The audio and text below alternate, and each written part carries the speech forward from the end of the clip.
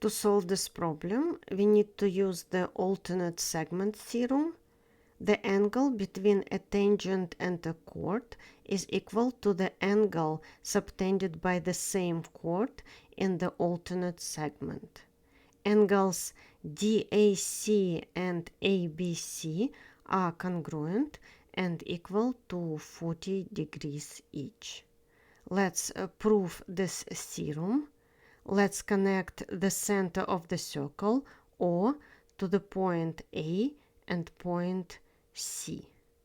Angle DAO is equal to 90 degrees because the radius of a circle is perpendicular to the tangent line through its endpoint on the circle's circumference. Therefore, angle CAO is equal to 90 minus x. Triangle AOC is an isosceles triangle because OA and OC are radii of the same circle.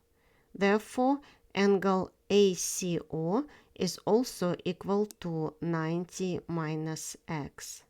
Since the sum of the interior angles of a triangle is 180 degrees, angle AOC is equal to 180 minus 2 times 90 minus x, which is equal to 2x. Angle AOC is a central angle, and angle ABC is an inscribed angle. And since they both are subtended by the same arc, AC, the measure of angle ABC is equal to half the measure of angle AOC. Therefore, angle ABC is equal to x. Angles DAC and ABC are congruent, which proves our original statement. Thank you for watching. If you found this video helpful, please consider to subscribe to help my channel grow. Thank you.